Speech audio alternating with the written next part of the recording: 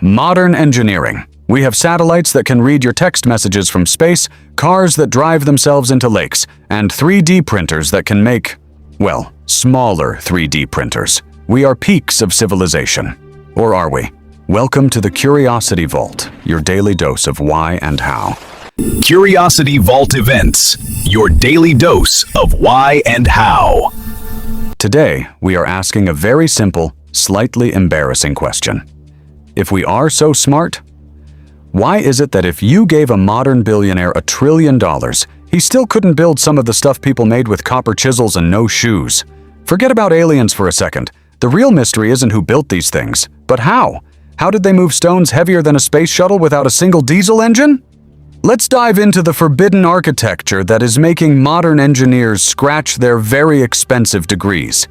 Starting off at site number 5, we are in Baalbek, Lebanon. They didn't just build a temple here. They built it on a foundation made of stones that weigh over 1,000 tons. That's about 150 adult elephants per stone. Our smartest engineers look at this and say, yep, that's impossible. If we had to move this today, we'd need custom-built cranes that would cost millions just to rent for the weekend. And even then, it would take weeks to plan. The current official theory is that ancient people moved these with wooden rollers. Seriously? Rollers? Let's trace that logic. Step 1. Get a 1,000-ton stone. Step 2. Place it on some trees. Step 3. Watch the stone immediately crush the trees into sawdust. There is no physics equation that allows a wooden roller to support that much weight without disintegrating. They didn't have pulleys, they didn't have cranes, and they certainly didn't have hydraulic fluid. So how did they lift it? Site number 4 is Pumapunku in Bolivia. This place doesn't look like an ancient temple. It looks like a prefab furniture factory for the gods. These are complex, interlocking shapes cut with precision that we only achieved in the 1970s. We're talking about tolerance levels of 0.01 millimeters. You can't even stick a human hair between these blocks. The stone is andesite. To cut it, you need diamonds. Yet, we are told they did this with copper and stone hammers. That is like trying to slice through a diamond with a wet piece of toast. It does not work. You can be the hardest working ancient guy in history. After 2 years of hammering, you just have a slightly shinier rock. Modern engineers have to use CNC routers and precision lasers to get this kind of complexity. If they had to replicate this with only hand tools, they'd still be working on the first block. The sheer logic behind the shapes implies a technology we simply haven't rediscovered yet. Site number 3 is the Kailasa Temple in India. This wasn't built, it was unbuilt. The people who made this walked up to a mountain and said, "You are a temple now." They carved an entire multi-story complex with pillars, sculptures, and drainage systems directly out of the stone. They had to remove 400,000 tons of volcanic rock. That's enough stone to fill thousands of modern dump trucks. And they did it in just 18 years.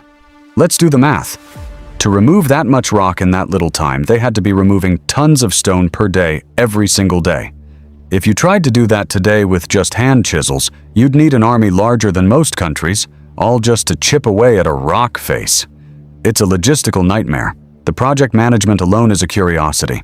How do you coordinate thousands of people in a giant vertical pit without anyone accidentally dropping a chisel on someone's head 100 feet below? This site is a puzzle of management as much as it is an engineering marvel. Site number 2 is Sacsayhuamán in Peru, built by the Inca. These walls are famous for 2 things. 1, they are built with massive, irregularly shaped stones that fit together like a perfect, deadly game of Tetris. 2, there is 0 mortar. Each stone is uniquely cut to lock into the 6 or 7 stones around it. How do you plan that? It's hard enough to draw that shape, but to cut a 50-ton granite block to fit it perfectly? Modern walls need mortar, like concrete glue, to stand up. If the ground shakes, an earthquake, the concrete cracks and the wall falls.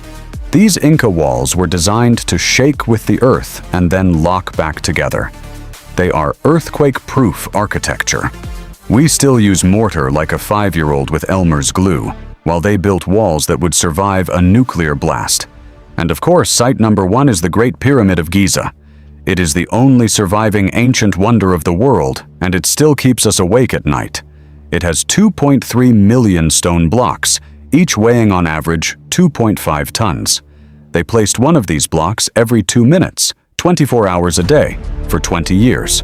We have yet to design a machine that can lift and place that many heavy objects with that speed and accuracy, let alone one made of wood and rope.